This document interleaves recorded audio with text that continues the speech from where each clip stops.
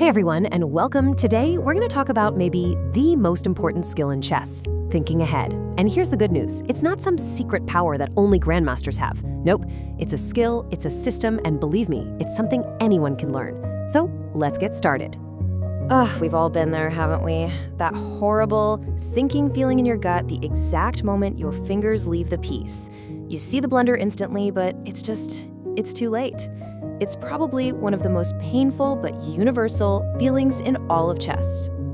This is it, right here. You think you've found the perfect square, the killer move. You confidently slide your queen into position, and then, poof, it's just gone, taken by some random pawn you totally missed.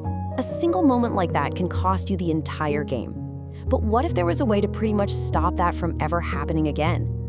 Well, look, the big secret isn't trying to be a supercomputer and calculate 20 moves deep.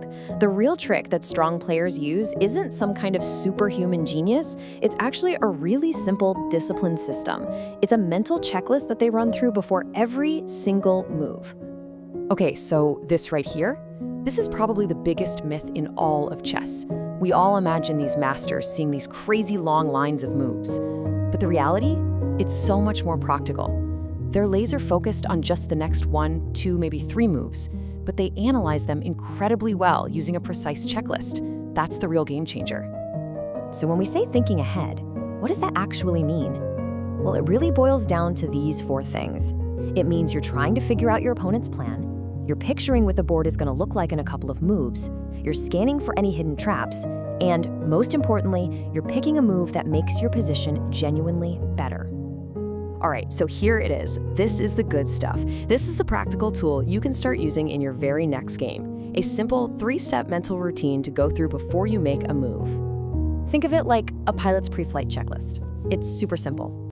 First, you figure out what your opponent just did. Second, you scan for your most powerful, most obvious moves. And third, you do one last safety check before you take off. Simple, right? Let's break down each step. Okay, so your opponent makes a move.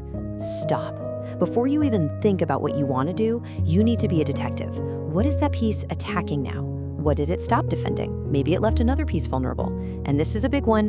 What is their absolute dream move? Like, if you just did nothing, what would they do on their next turn to completely crush you? Just answering these questions helps you shut down their ideas before they even get started. All right, now it's your turn to think. So where do you even begin? You start with the moves that shout, not the ones that whisper. We're talking about forcing moves, checks, captures, and threats. You can just call it CCT. These are the moves that force your opponent to react to you, which gives you control.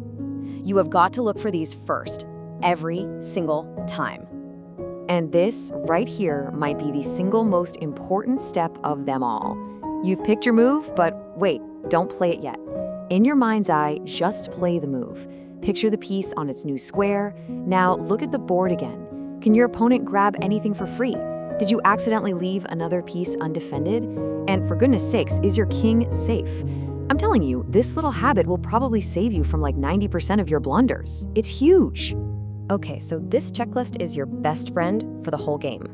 But what you're focusing on, that's going to change a little bit depending on whether you're in the opening, the middle game, or the end game. Let's see how your thinking needs to adapt.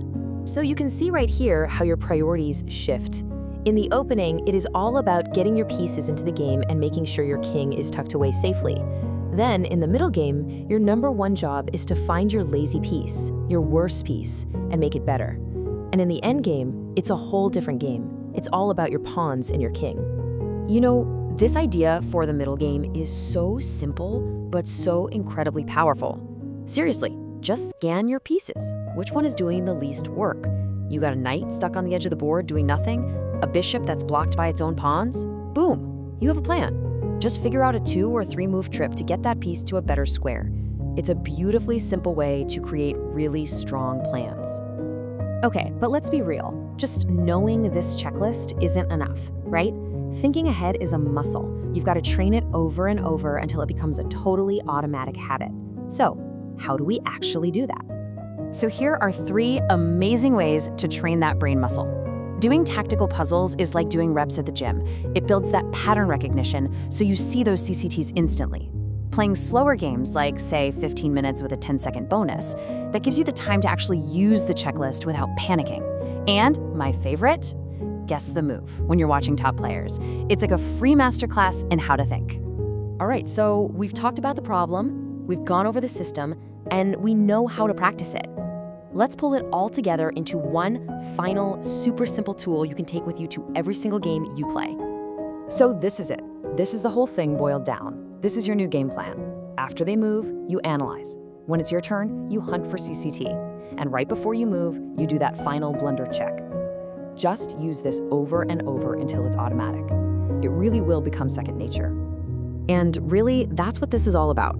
Because once this becomes a habit, you're gonna stop just making random moves and hoping for the best.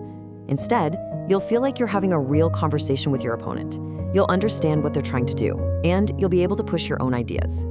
You'll finally feel like you're in control. So, the next time you sit down to play, you have the tools. You have the checklist. Just take a second, pause, look, think, and then make your move with real confidence.